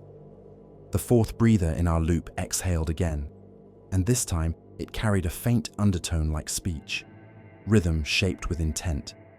Not words, but a cadence that made my brain search for meaning. Neil spoke softly, almost to himself. What did it test? Stress response, compliance, sacrifice. My stomach tightened. It wants to know what we'll give up. Neil looked at me. Mike, you're borderline. I felt my blood go cold. Don't. Neil's face was hidden, but his voice carried the weight of decision. If it needs a subtraction, it already took Buzz. If it needs consent, it might accept a volunteer. No, I said. My breath came fast despite the imposed rhythm. That's not consent. That's coercion. Neil's voice sharpened. Everything here is coercion. The panels flickered and a new line appeared on my display. Consent options, integration of compatible subject, termination of surface interface, return of borderline subject, conditional. My heart hammered. It's offering a trade. Neil stared at the options. Integration, termination, return. Integration of compatible subject meant Neil. Termination of surface interface meant stopping the thing walking around in our shape on the surface. Return of borderline subject meant me. Conditional, always conditional, I whispered. It's making us choose who becomes part of it. Neil's voice went quiet. Or who is allowed to remain human. The sphere pulsed, and the panels tightened their ring. The hum deepened into a chord that felt like a door about to close. My oxygen draw dropped suddenly, as if the city had stabilized it, giving us clarity at the worst possible moment, so the choice would be clean. In our comm loop, a faint new signal appeared. Not Houston. A voice, clear, calm, speaking English with just enough wrongness to turn my stomach. Mission Control, this is Apollo 11. We have achieved stable contact, proceeding with integration protocols. Neil's eyes went wide behind the visor reflection. That's it. That's the surface interface. It was already talking to Earth, already rewriting the mission, already preparing the handshake. The sphere pulsed again, and the line on my display changed from consent to decision window closing. Neil's voice turned to steel. Mike, if we don't choose, it chooses for us. My throat tightened, and in that tightness, I felt the city's true horror. Not monsters, not claws, not death. The horror of being reduced to a variable in an ancient equation. And still, it wanted our signature at the bottom. Neil stared at the options like they were switches on a panel he had trained for his whole life, except every label was written in a language older than caution. Integration of compatible subject, termination of surface interface, return of borderline subject, conditional. The sphere's steady glow didn't feel neutral. It felt expectant, like a clinician waiting for a patient to sign a form they barely understood. Outside this cavity, somewhere on the lunar surface, something wearing our proportions was speaking to mission control in calm English. Something that could shape sentences, but not soul. And if Earth believed it, the handshake would extend far beyond this city, beyond the moon. Neil's voice went low. We cannot let it reach Earth. My mouth was dry. If we terminate the surface interface, does that stop the filter? Or just the mask? Neil glanced at the panels, scanning, searching for any hint of hierarchy. It says interface. That implies it's that limb. A limb you can regrow, I whispered. The fourth breather inhaled. The sound filled the helmet like warm water. My regulator followed it, obedient. I felt my own breath become less mine. Neil's hands curled into fists. Mike, we act, now. He reached toward the sphere. The moment his glove neared it, the panels flashed. Not a warning tone, not an alarm, a question made into light. Consent required. Touch. He stopped, hovering his hand inches from the layered surface. The city wanted contact, physical acceptance, a signature in flesh and pressure. Neil looked at me. If I touch it, it marks me as consenting. And you're the compatible subject, I said, voice thin. Neil nodded once, which means it wants me. The horror of that statement wasn't just sacrifice, it was clarity. We had been misreading the cruelty. This wasn't a trap meant to kill trespassers. This was a system that had been waiting for a biology it could use. It wasn't afraid of humans. It was hungry for the kind of adaptability that built rockets out of fear and curiosity. My mind raced, searching for a loophole, a way to exploit the machine logic. Filters had rules, even alien ones, especially alien ones. Neil, I said quickly, it offered 3 options. If it's a formal consent protocol, there might be an order of precedence. It might accept one action as valid if the conditions are met. Neil's eyes stayed on the sphere. Talk. I forced myself to breathe slowly, despite the imposed rhythm. Option 2. Terminate surface interface. If we cut off its ability to communicate, maybe the filter can't complete its objective. Maybe it reverts to containment mode. Neil's voice tightened. And then? And then it may release us, I said, the words tasting like ash. Or it may recycle us because we're now irrelevant. Neil didn't flinch. Better recycled than exported to Earth. My throat clenched. He was right. If the city learned how to wear us convincingly, if it learned to pass our telemetry checks, it could ride our mission home not as a stowaway, but as a trusted passenger. It didn't need to send ships. It needed signatures. Buzz's earlier words came back with new weight. Objectives are assigned. This was the objective. We had delivered the key. The city was now turning it in the lock. The panel shifted again, and the decision window line pulsed brighter. Closing. I stared at the surface interface panel, the silhouette too tall, too smooth. How do we terminate it from here? Neil's gaze snapped to the floating panels. We're in its core. It roots through this node. He pointed at a cluster of branching lines that kept recurring across multiple displays, like a trunk in a tree diagram. One branch extended to a labeled node. Surface interface. A thin line connected it back to the sphere. Neil said, "Cut the branch." "With what?" I asked. He glanced at my hand. The utility knife. The absurd little blade. I felt my stomach twist. "You think it's that simple?" "I think it's a process," Neil said. "And processes can be interrupted." The fourth breather exhaled, and on the filter loop channel, the city's carrier wave thickened like a throat clearing. A new message appeared on my display. Non-decision default. Integration. Neil saw it too. His shoulders tightened. "It will take me." I didn't have time to argue, not with philosophy, not with morality, only with action. "Neil," I said, "I can cut the interface line. You keep it busy. Don't touch the sphere." Neil nodded once, sharp. "Do it." He stepped closer to the sphere without contacting it, raising his gloved hands as if to steady himself. The panels responded, tightening their ring, symbols crawling faster, as if the city was focusing on him. I moved to the side, toward the display branch that fed the surface interface node. My suit lights caught the line. A thin ribbon of pale blue light, bridging two panels, like a cable made of photons. I raised the knife. For a heartbeat, I hesitated, and in that hesitation, I felt the city's true power. It didn't restrain you with walls. It restrained you with the weight of consequence. If I cut it and nothing happened, we'd have wasted oxygen and time. If I cut it and it reacted violently, we might die instantly. But if I did nothing, Earth would receive a voice that was not ours. I slashed. The blade passed through the ribbon of light with no resistance, like cutting a beam. For a fraction of a second, nothing happened. Then the entire cavity shuddered. Not physically, informationally. The panels flickered. Symbols scrambled, losing cohesion. The hum snapped into a higher pitch, sharp enough to sting my ears through the helmet. Neil shouted, "Mike!" "I cut it!" I yelled back. The surface interface node on the panel flashed red, then blank.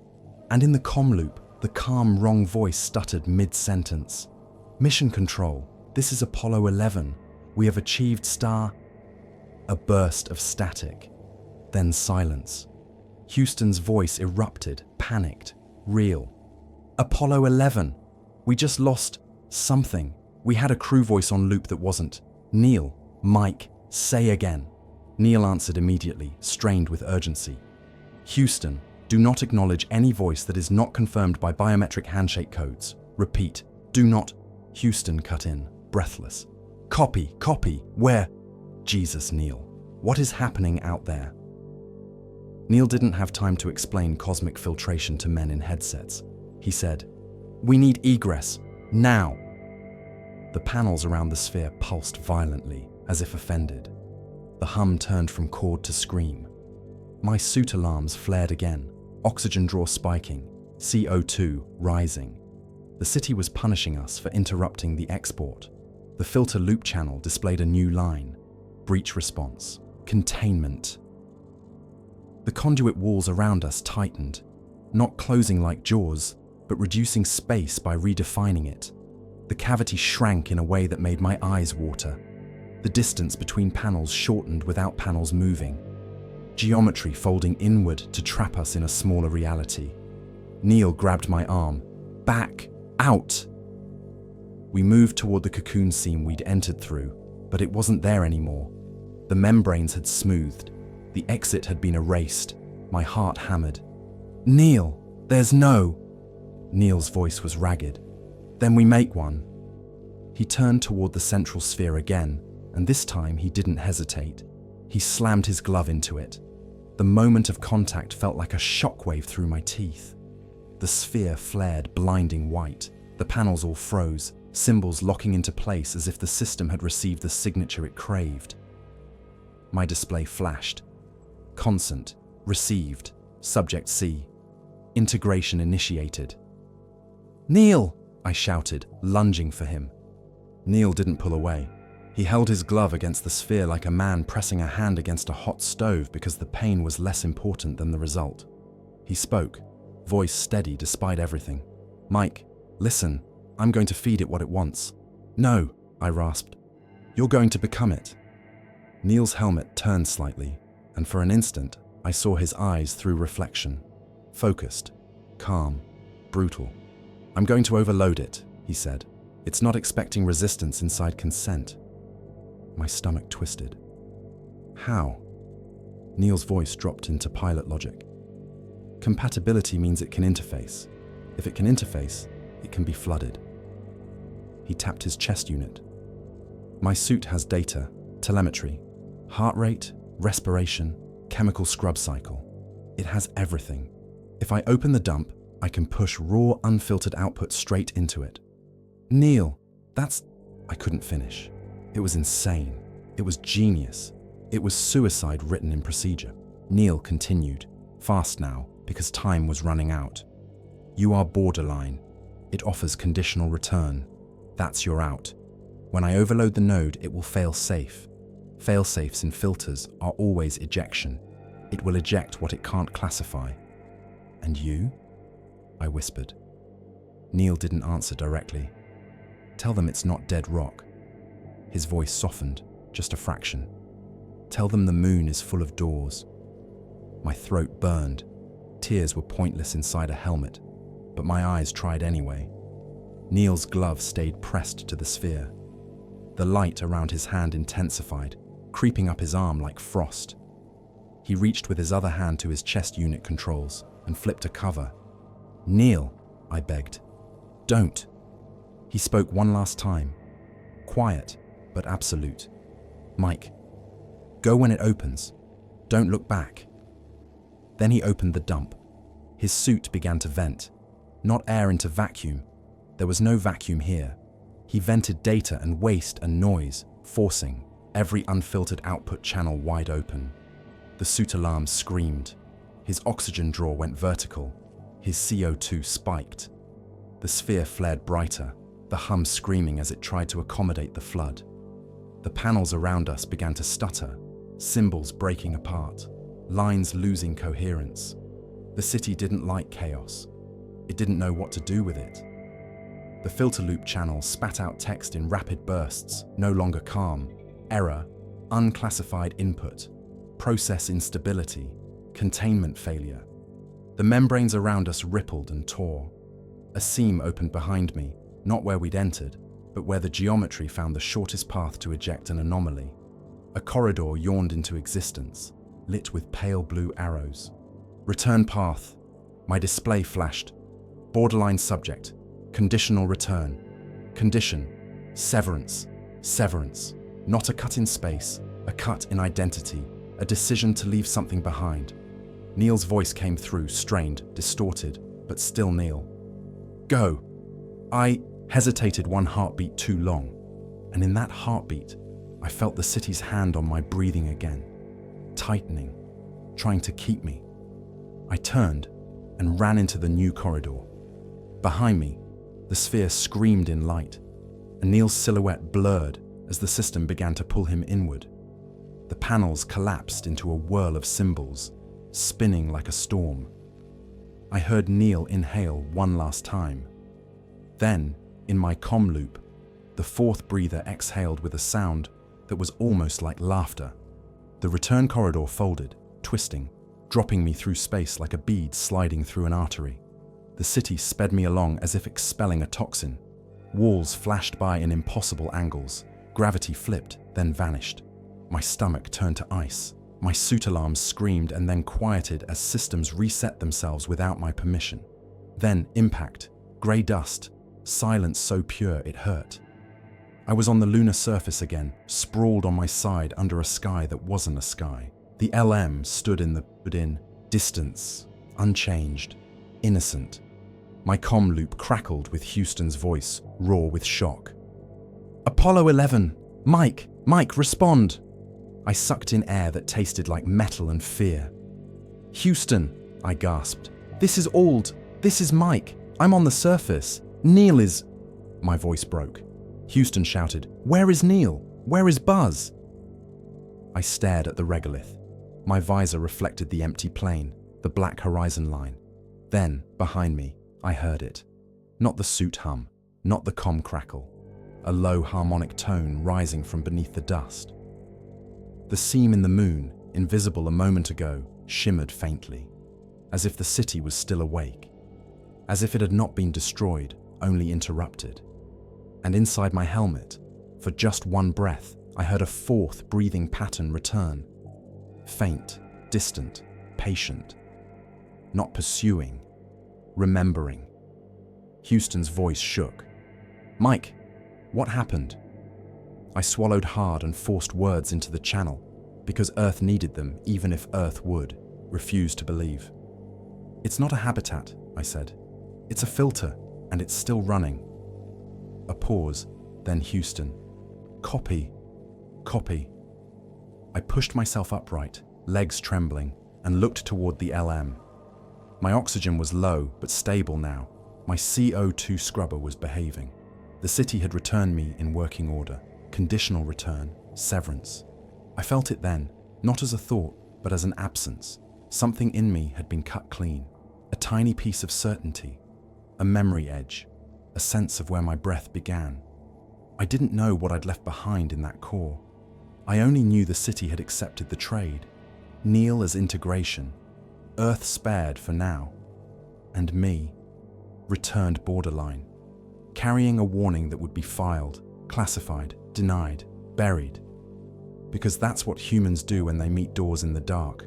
They pretend the walls are solid. My helmet speakers hissed softly, and beneath the hiss, the hum rose again, syncing with my breathing like a gentle hand on my chest, as if reminding me that the filter had tasted me once, and now it knew the recipe. If you've made it to the end, thank you for listening. What do you think the city really wanted? Neil, humanity, or something even bigger? Let me know in the comments.